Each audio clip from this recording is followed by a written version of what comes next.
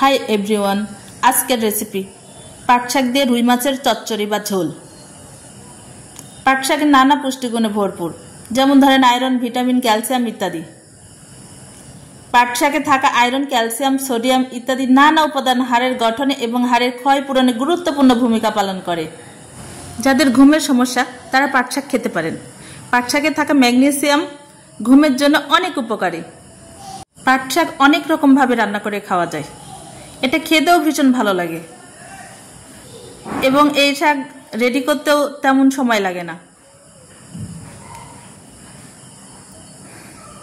পাট শাক খেলে রাতকানা রোগ থেকে মুক্তি দিয়ে থাকে, বাতের ব্যথা থেকে রক্ষা করে থাকে, মুখের রুচি বাড়াতে সহায়তা করে, গ্যাস্ট্রিকের সমস্যা দূর করে থাকে, রক্ত পরিষ্কার রাখতে সহায়তা করে, হাড় ভালো রাখতে কাজ করে, রোগ প্রতিরোধ ক্ষমতা বৃদ্ধি করে, চোখের স্বাস্থ্য ভালো করে, ওজন কমাতে সহায়তা করে, রক্তচাপ নিয়ন্ত্রণ করতে সাহায্য করে, হার্ট অ্যাটাক ও স্ট্রোকের ঝুঁকি কমায়, রক্তের কোলেস্টেরল কমাতে সাহায্য করে, ক্যান্সার প্রতিরোধ করে।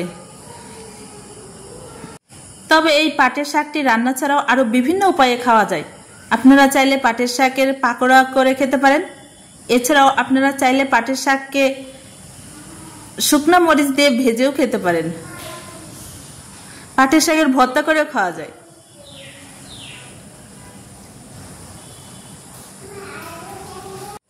সেই সঙ্গে আপনারা জাপানের মতো পাটের শাক দিয়ে তৈরি চা খেতে পারেন।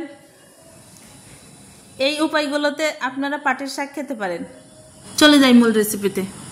আপনারা দেখলেন আমি পাটের শাকগুলো একটা একটা করে বেছে নিয়ে খুব সুন্দর করে কেটে নিয়েছি। এটা বেশি ছোট করা যাবে না, বেশি ছোট করলে আবার কেমন যেন নরম হয়ে যাবে। এর জন্য শাকগুলো একটু বড় বড় করে কেটে নিতে হবে। আর এদিকে আমি মাছ ভালো করে ওয়াশ করে লবণ, হলুদ, মরিচ, ধনিয়ার গুঁড়া, জিরার গুঁড়া দিয়ে মেখে রেখেছিলাম। এখন মাছগুলো আমি ভালো করে ভেজে নিচ্ছি। এটা লাল লাল করে ভাজতে হবে, তবে খুব বেশি ভাজা যাবে না, তাহলে মাছগুলোর ভিতরে আবার ঝোল যাবে না।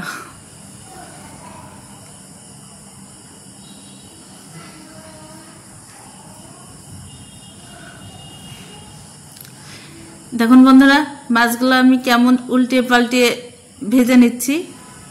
এইদিকে আমি আবার শাক রেডি করে নিচ্ছি।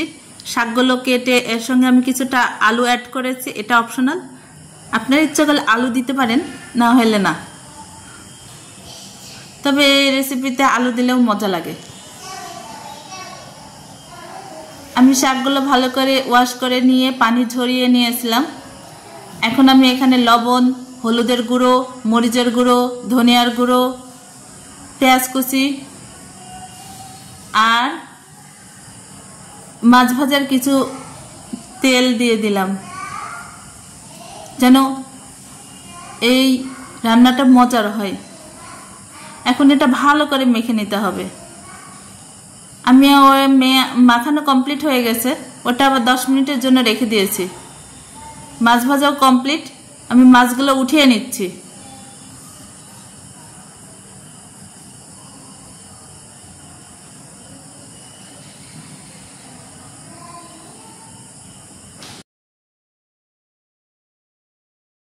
মাছগুলো উঠিয়ে নেওয়া কমপ্লিট। এই দেখুন কি দারুণ করে মাছগুলো আমি ভেজে নিয়েছি। এখন আমি কড়াইয়ে শাকগুলো ঢেলে দিলাম।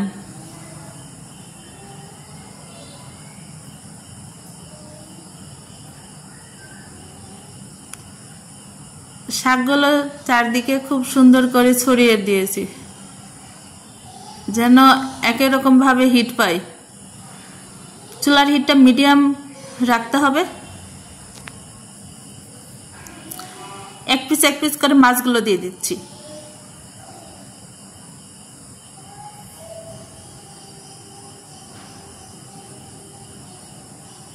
কিছুক্ষণ ঢাকনা দিয়ে দেব, প্রায় 20 মিনিটের মতো। চুলার হিটটা অবশ্যই মিডিয়ামে রাখবেন, কারণ পাট শাক খুব তাড়াতাড়ি নিচে লেগে যায়। এখন আমি কয়েকটি কাঁচা মরিচ দিয়ে দিলাম।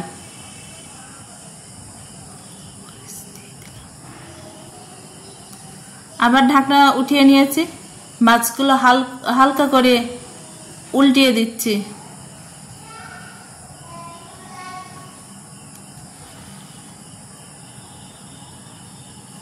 লবণটা একটু চেক করে নিতে হবে। লবণ কম হয়েছিল, আমি কিছুটা দিয়ে দিলাম। আপনারা অবশ্যই চেক করে নেবেন, নাহলে তরকারি মজা হবে না।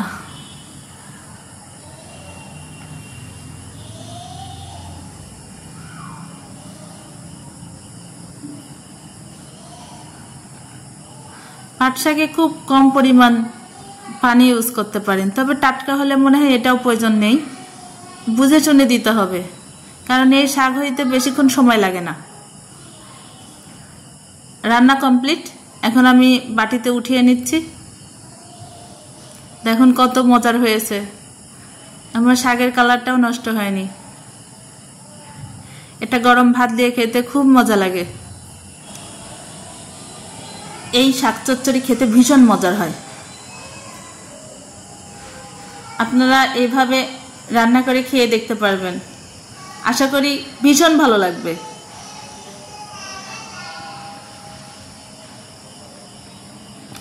আমার রান্না কমপ্লিট, সবকিছুই রেডি। ওকে, ভালো থাকবেন, দেখা হবে নতুন কোনো রেসিপি নিয়ে।